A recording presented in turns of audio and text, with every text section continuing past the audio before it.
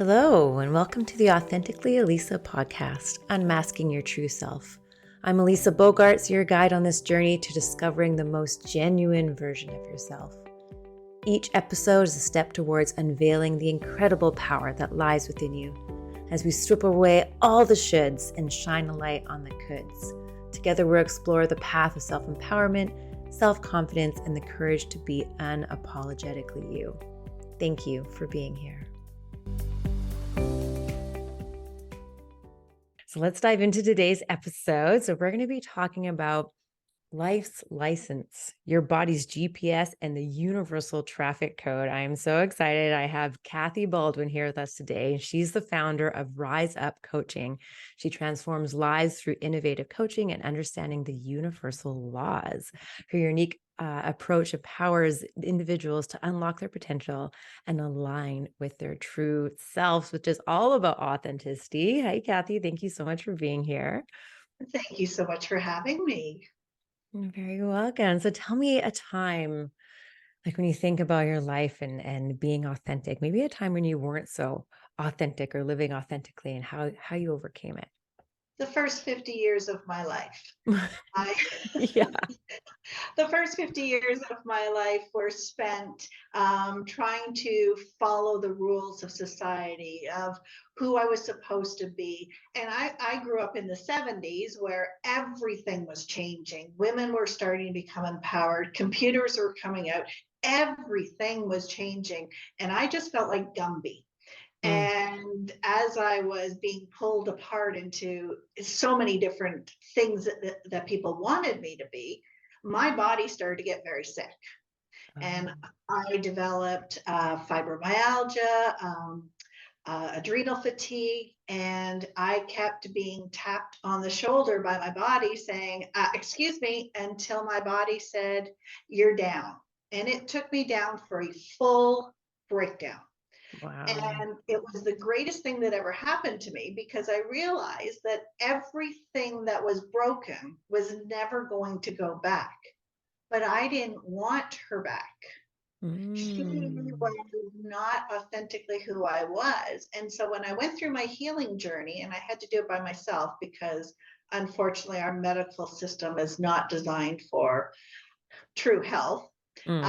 I had to, because I also had a background in management and root cause analysis and things. I took my healing journey through a root cause analysis and I built myself back up until I realized that I was finally in alignment and that all the pieces had finally clicked like a food processor when it finally clicks in and now it works. Mm.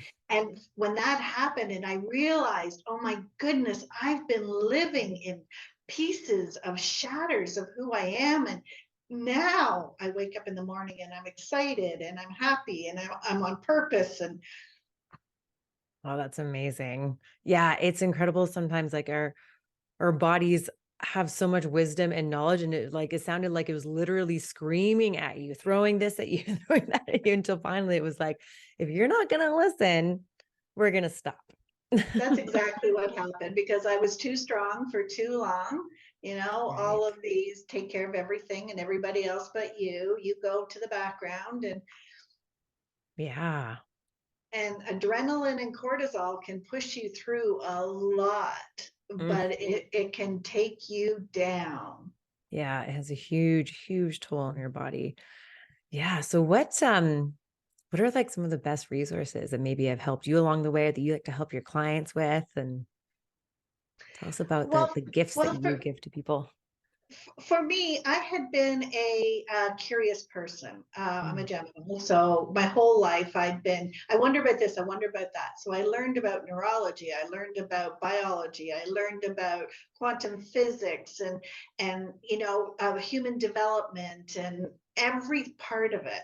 So when I had my breakdown, I was able to figure out that the physics and the biology of our bodies were interconnected systems that was interconnected into the systems of our world, which is what we've been using for our MRI machines, our cell phones, our satellite dishes, for everything. but no one told us that we're part of that same system. And so when I discovered that we already had what we've always needed, kind of like Dorothy in the Wizard of Oz, it was such an awakening to realize that I just didn't have the knowledge. That was all that was wrong with me. Wow, yeah. Just that missing link. And then what happened when you started to figure it out, when you started to learn and gain that knowledge? Well, I connected it with universal laws of navigating myself. So, because there's 12 universal laws, not just the one for attraction. Okay. So I used that, and the world just kind of opened up. And I went from being a part of the corporate world, Mm. where I was part of the system that broke me, and I transitioned into who I really am, which is someone who's working with people to help them discover who they are. And I wrote a book called Unlearn the Crap about personal success and empowerment. And I'm here talking to amazing people like you. And life is just so different and amazing. I love the title of your book, and it's so true about just like letting that all go. Like that's something that I like love to speak about because it's just like, if can you cut that all out and without all of that noise and all of those pressures and all the shoulds and all the things that we're told our whole lives, like who are you? What do you want? Just you. But it's so hard to let go of that, let go of the crap, right? Or time block it out or something like that because we can be so conditioned. And even like on Yes. my journey, there have been times where I've like thought that I was something, or I thought I was making really good progress on my transformation. Then something would pop up and I was like, now that's a persona I didn't realize that I had, or like, and like, it's like slowly unpacking. I like to call it like the multitude of personas I've been living my entire life and Yes. slowly letting them go, like these pieces falling away from me. Like, oh, I don't need to be that anymore. Like, Yes. that worked for me That's well. It was like a protection kind of thing that I did in order to survive a certain situation or whatever it was. And you just don't old stories absolutely. Absolutely. and all the But societal we, expectations are just like, oh, yes. Well, we were raised in a society of conformity. The public school system was brought in to feed the Industrial Revolution, which was designed to create us to be workers. And so everything was designed to feed the funnel. It wasn't designed about discovering who you are. And before the Industrial Revolution, we lived in communities and we lived in tribes. And, somebody became a blacksmith and somebody became a baker. And you got to be who you authentically were being called to be. right.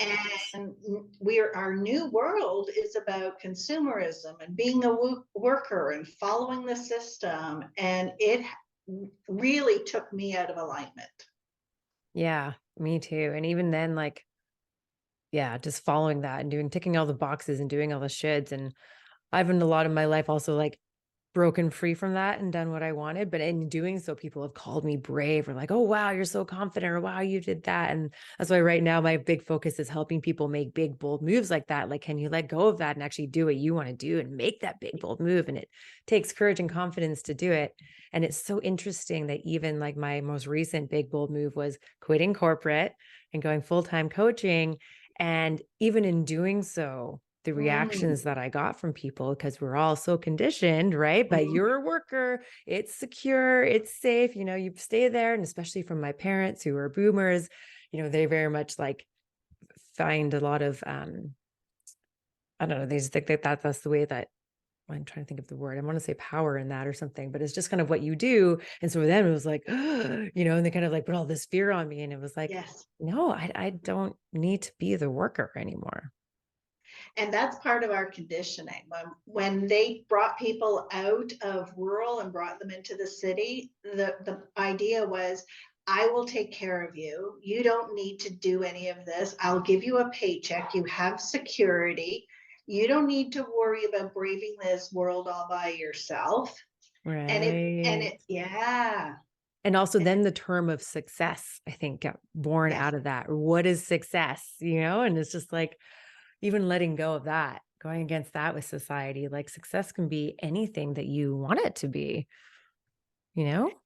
Absolutely, because the conditioning was success meant that you were sacrificing yourself and becoming stressed out and ill to take care of your employer. That was success. Right. Wow. Yeah. And you see that in people, going to work when they have a cold or down with the flu or they can't not work. And it's like, you're allowed to, especially now, like your body's telling you, please rest. And Yes, yeah, people just work themselves to sickness. absolutely. How many people die as soon as they hit retirement? Mm, yeah. Because their body goes out of that high stress cortisol going through the day, and all of a sudden the body shuts down. Right. Yeah. Wow. So tell us a bit about the universal laws. Well, this is where I take my power and where I believe we all have the power, because the universal laws say everything is energy and you cannot be separated from energy. And where I first learned that was taking my daughter on a school trip to a nuclear plant. And the first thing they said was energy cannot be created or destroyed. It can only be transferred or transmuted. And Mm, so when you realize that that is what the universal laws are based on, that everything is energy. When you go to a quantum smallest, everything is energy until it's turned into a particle or an energetic frequency. Then we have vibrations, and everything vibrates at different levels, including our emotions. So if we're feeling an emotion that doesn't feel good, well, we can raise our vibration by working our way up the emotional chain to get us to where is best for us. We're not stuck. We're not a victim of our emotions. They are part of our GPS that are guiding us. And yes. so when we take the greatest universal law that I think is the most empowering is the law of relativity. And that Mm, states that whatever your perspective is, it's the truth. You think about you and I having this conversation. You have one perspective and I have another. They're both true, yeah. and we can choose any perspective we want. So if we're living with a disempowering story that is taking us down, then we can use the law of polarity and choose the exact opposite and choose that because it's true as well. That everything has opposites. If we understand that everything has a rhythm to it, everything has a time of gestation, everything has a compensation. So no matter how hard you work, if it's not happening as soon as you want, is it part of the law of rhythm where you're not quite in that space? Is it part of Mhm. gestation where you just think it's supposed to happen faster? Or is it the fact that when you put enough out, you have to be compensated equally?